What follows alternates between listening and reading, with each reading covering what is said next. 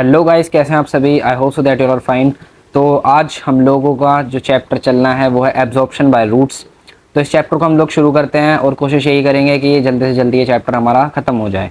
ठीक है, तो चलिए आज के इस वीडियो को शुरू करते हैं। तो सबसे पहले हम लोग ये जानेंगे कि जो हमारा चैप्टर है इसका जो नाम है इसका मतलब क्या है। एब्जॉर्प्शन बाय रूट्स, इसका मतलब होता है कि रूट्स जो हमारे प्लांट्स की जो रूट्स होती हैं वो कैसे कैसे चीज़ों को एब्जॉर्ब करती हैं, उनकी जो मिनरल्स जो वो एब्जॉर्ब करती हैं सॉइल से, और जितने जो वाटर एब्जॉर्ब करती हैं, तो वो कैसे होता है सब चीज़ इसके अंदर सारा मैकेनिज्म हम लोग पढ़ेंगे। ठीक है, तो पढ़ते हैं इसे हम लोग। Plants need water for a number of physiological activities. Water constitutes about 90% weight of a plant. तो ये क्या बता रहा है हमें कि जो हमारा प्लांट है उसको वाटर चाहिए। क्यों चाहिए? कि बहुत सारी फिजियोलॉजिकल एक्टिविटीज़ करने के लिए, यानी कि बहुत सारी ऐसी फिजिकल एक्टिविटीज़ के होती है। मतलब फिजिकल का मतलब ये नहीं है कि वो भाग दौड़ करेगा हमारा प्लांट, लेकिन वो बहुत सारी ऐसी चीज़ होती है जैसे फोटोसिंथेसिस हो गया करना उसका, अपने आप के लिए फूड बनाता है वो। तो ऐसी बहुत सारी चीज़ें होती हैं जिसके लिए उसे वाटर की नीड होती है। और वाटर की नीड होती है तो वाटर के अंदर हमें एक चीज़ और बताई गई है कि जो हमारा प्लांट है, प्लांट का 90% वेट जो है वो वाटर की वजह से होता है। क्योंकि जो जैसे मान लो को आपने किसी प्लांट का कोई जो वेट है आपने उसे मेजर करा, तो उसे पता चलता है उस वेट को मेजर करने के बाद कि 90% जो उसका प्लांट का वेट है वो किसके वजह से है। जो हमारे प्लांट की जो रूट्स हैं उसने जो भी पानी एब्जॉर्ब करा होगा उसकी वजह से है। यानी कि 90% वेट प्लांट का जो होता है वो वाटर की वजह से होता है, बाकी का बचा हुआ 10% वो उसका खुद का वेट होता है। ठीक है, तो roots absorb water and mineral nutrients from soil by root hair. अब रूट्स क्या होती हैं? रूट्स का जो एब्जॉर्ब करने का जो तरीका है पानी को, और जो मिनरल्स होते हैं, न्यूट्रिएंट्स होते हैं सॉइल के अंदर, वो कैसे एब्जॉर्ब करता है। तो मैं आपको बता दूं, जो हमारी रूट्स होती हैं, तो रूट्स कुछ इस तरीके की होती है। मान लो सॉइल के अंदर ये हमारी सॉइल है ऐसे, और सॉइल के अंदर ही हमारी रूट्स है। तो रूट्स के अंदर पता क्या होता है, रूट्स के ऊपर ऐसे ये रूट हेयर्स निकले हुए होते हैं, छोटे छोटे रूट हेयर्स। ये आपको दिख जाएंगे, क्लियरली विजिबल होते हैं। अगर आप लोग देख सकें तो इसे आप किसी प्लांट को उखाड़ के देखिएगा, नीचे की साइड उसमें रूट हेयर्स बने हुए होते हैं। रूट्स के ऊपर भी छोटे छोटे दिख जाएंगे और नेकेड आइज से दिख सकते हैं वो। ठीक है, तो ये हो गए हमारे पास रूट हेयर्स। तो इन रूट हेयर्स की वजह से सॉइल के अंदर जितना भी पानी है, मिनरल्स हैं, न्यूट्रिएंट्स है, ये उनको एब्जॉर्ब करता है और उससे अपने सारे जितने भी फिजियोलॉजिकल जितने भी प्रोसेस होते हैं, जितनी एक्टिविटीज़ होते हैं, सबको ये अंजाम देता है। ठीक है, अब हम लोग आगे चलेंगे। आगे क्या है हमारे पास? Need of water and minerals for plants. अब पानी की नीड क्या पड़ी, प्लांट को पानी की क्या नीड है, मिनरल्स की क्या नीड है, तो इसे हम लोग पढ़ेंगे। तो हमारे पास सबसे पहला क्या आता है कि फोटोसिंथेसिस। ठीक है, तो फोटोसिंथेसिस क्या होता है? Water is used by the green parts of the plant as a raw material for the synthesis of glucose. अब जो हमारा जो प्लांट है उसका जितना भी ग्रीन पार्ट है, ग्रीन पार्ट में हमारे जो स्टेम होती है, स्टेम भी आ जाती है, स्टेम भी थोड़ी ग्रीन होती है, कहीं कहीं पर ग्रीन होती है, कहीं कहीं और जैसे प्लांट बड़ा होता है, ट्री बनता है, तो वहाँ पर वो ब्राउन हो जाती है। अभी फिलहाल मैं प्लांट की बात कर रहा हूँ, तो प्लांट के अंदर उसकी स्टेम होती है, लीव्स वगैरह होती हैं, तो सब चीज़ें जो ग्रीन कलर होता है, तो ग्रीन कलर इसे अपना एक रॉ मटेरियल की तरह यूज़ करता है वाटर को, और उस रॉ मटेरियल से वो क्या बनाता है? ग्लूकोज बनाता है। ठीक है, ये पूरी हमारी फोटोसिंथेसिस की एक प्रोसेस होती है। फिर फोटोसिंथेसिस के बाद एक आता है transpiration. A large quantity of water is evaporated as water vapours during transpiration for cooling in hot weather for producing a suction force etcetera. अब जो ट्रांसपिरेशन है, ट्रांसपिरेशन का क्या हिसाब है कि जो वाटर लॉस होता है हमारा प्लांट के अंदर से किस फॉर्म में होता है? इवेपोरेशन के फॉर्म में, यानी कि जो वेपर्स होते हैं वेपर की फॉर्म के अंदर होगा ये, इसका जो वाटर लॉस होगा प्लांट के अंदर से, उस वाटर लॉस को हम लोग ट्रांसपिरेशन कहते हैं। और जब पानी की कमी होगी प्लांट के अंदर, तो उसकी वजह से इसे और पानी की नीड पड़ेगी प्लांट को, तो प्लांट क्या करेगा? एक सक्शन फोर्स जनरेट होगी। अब जैसे मान लो ये मेरे पास कोई प्लांट है, अब इस प्लांट के अंदर जो इसकी स्टेम है इसके अंदर ना क्या होगा? एक सक्शन फोर्स क्रिएट होगी, और रूट्स, यहाँ पर हमारी रूट्स हैं जैसे, तो एक सक्शन फोर्स क्रिएट होने की वजह से जो हमारी रूट्स हैं ये क्या करेंगी? ऊपर की साइड अपने ऊपर की साइड ये पानी खींचेंगी, ताकि पानी अंदर प्लांट के अंदर चला जाए दोबारा से। तो इस चीज़ के लिए भी हमारा जो ट्रांसपिरेशन ये काम आता है। ठीक है, और आगे हम लोग पढ़ते हैं इसके अंदर ट्रांसपोर्टेशन। तो ट्रांसपोर्टेशन क्या होता है कि एक चीज़ को दूसरी जगह पहुंचाना। तो इसे पढ़ते हैं। Water is a universal solvent which causes transportation of substances in solution from roots upward to the shoot, mineral salts, और from leaves to other parts, sugar. तो ट्रांसपोर्टेशन क्या होता है कि सबसे पहले हमें दिखा गया है कि water is a universal solvent. Solvent क्या होता है? अगर मैं कोई सॉल्यूशन बना रहा हूँ तो सॉल्यूशन बनाने के लिए हमें दो चीज़ चाहिए होती हैं, सॉल्यूट और सॉल्वेंट। अब मान लो मैंने कोई कंटेनर ले लिया, अब इसके अंदर कोई सॉल्वेंट पहले से जिसकी मात्रा ज़्यादा होगी वो होता है सॉल्वेंट, जिसकी जो क्वांटिटी वो कम होगी तो वो होता है सॉल्यूट। दोनों को मिलाकर सॉल्यूशन बनता है। तो अंदर की साइड मान लो मैंने सॉल्वेंट ले लिया है, ठीक है, सॉल्वेंट लिया। अब बाहर से मैंने पोर करा कोई सॉल्यूट, ठीक है, कोई मैंने बाहर से सॉल्यूट पोर करा इसके अंदर, उससे कोई सॉल्यूशन बनेगा।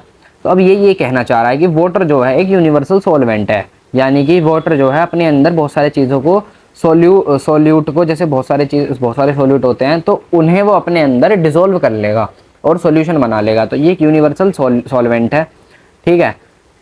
तो water is a universal solvent which causes transportation of substances in solution from roots upward to the shoot. अब रूट से ऊपर शूट तक जाने के लिए ये ट्रांसपोर्टेशन हो गई पानी की, क्योंकि अब नीचे से जब कुछ चीज़ ऊपर जा रही है तो हम लोग ट्रांसपोर्टेशन बोलेंगे, और ट्रांसपोर्टेशन किसकी वजह से हो रही है? पानी की वजह से हो रही है, ठीक है। तो और लीव्स से दूसरे पार्ट्स के अंदर शुगर का जाना, ग्लूकोज का जाना, तो इसका क्या काम है? क्योंकि जब जैसे मैंने आपको बताया था अभी ऊपर कि ग्रीन पार्ट्स जो होते हैं वो इसे अपना रॉ मटेरियल की तरह यूज़ करते हैं पानी को, और जो पानी को वो रॉ मटेरियल्स की तरह यूज़ करते हैं उससे वो लोग क्या करते हैं?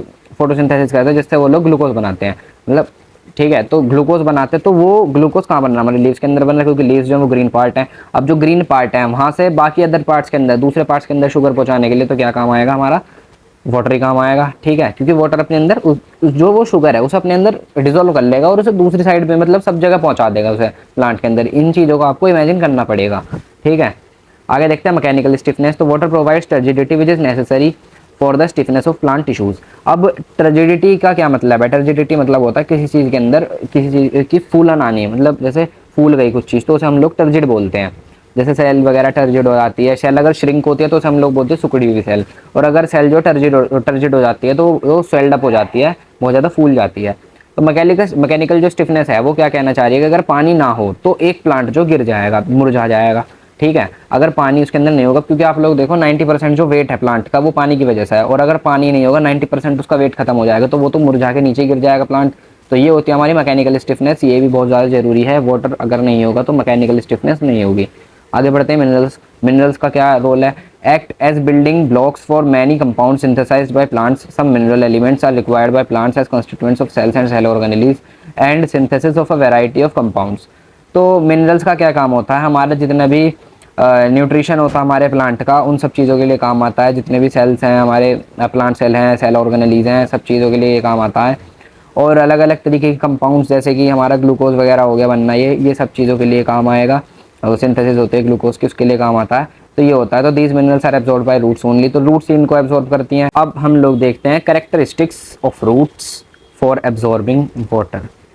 रूट्स की कैरेक्टरिस्टिक्स देखनी है वाटर को एब्जॉर्ब करने के लिए, कि जो हमारी रूट्स हैं, जो हमारे प्लांट की जड़ें हैं, वो कैसे पानी को एब्जॉर्ब कर रही हैं। तो पढ़ते हैं इसे भी। रूट्स है very large surface area. Roots का काफ़ी लार्ज सरफेस एरिया होता है, यानी कि रूट्स जो बहुत ज़्यादा घनी होती हैं, बहुत दूर तक फैली हुई होती हैं।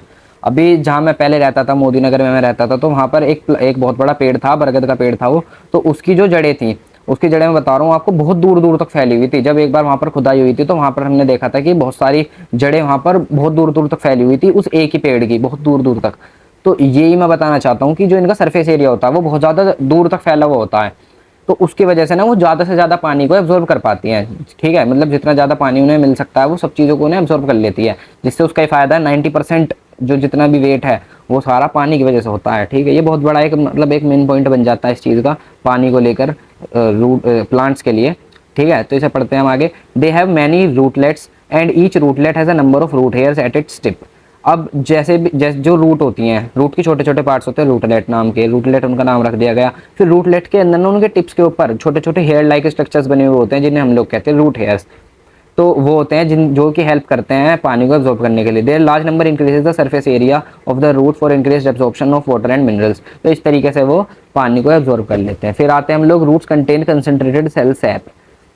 जो रूट्स हैं उनके पास क्या होता है? Concentrated cell sap. जो सेल होता है, सेल इतनी ज़्यादा टर्जिड होती है, बहुत काफ़ी ज़्यादा टर्जिड होती है, काफ़ी ज़्यादा कंसंट्रेटेड होती है, उसके अंदर काफ़ी ज़्यादा सॉल्ट्स होते हैं, ठीक है। तो the cell sap of root hair is more concentrated as compare to the surrounding soil water.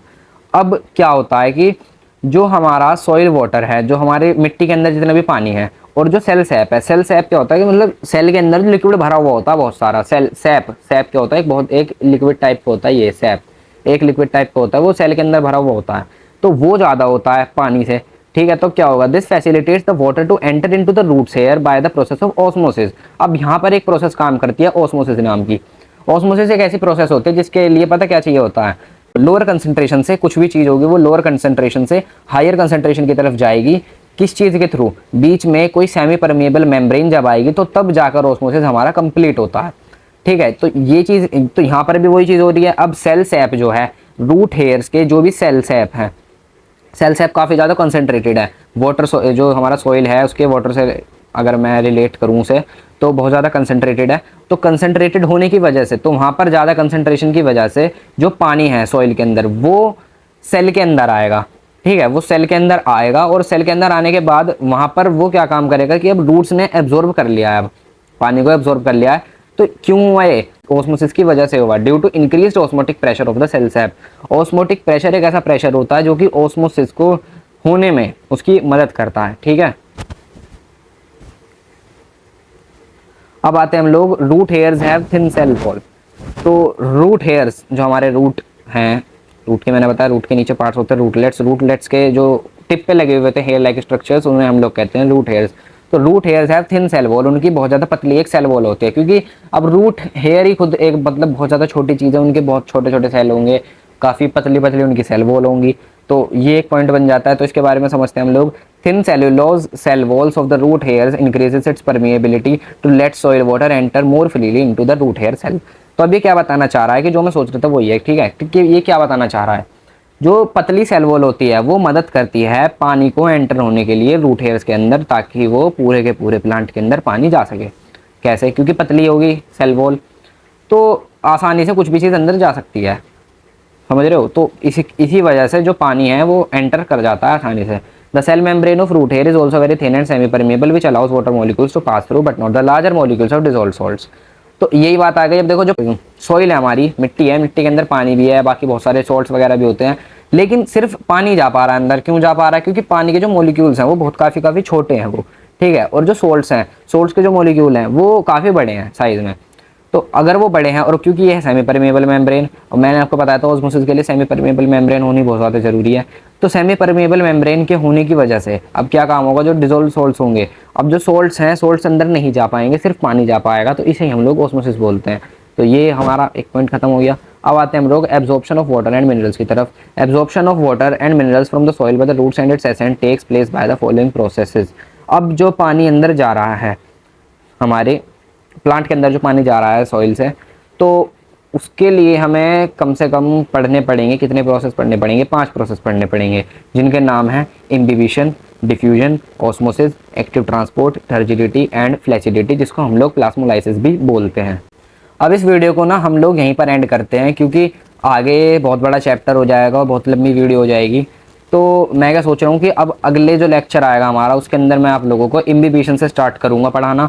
ठीक है, तो आज के लिए सिर्फ यहीं पर छोड़ते हैं इसको। बाकी मिलते हैं आप लोगों से अगली वीडियो में। और वीडियो पसंद आए तो लाइक कर देना, और कुछ डाउट वगैरह हो तो कमेंट कर देना, और शेयर कर देना अपने यार दोस्तों को, वो भी देख सके ताकि इस वीडियो को। और चैनल को अगर अभी तक सब्सक्राइब नहीं किया है तो चैनल को सब्सक्राइब कर देना याद से।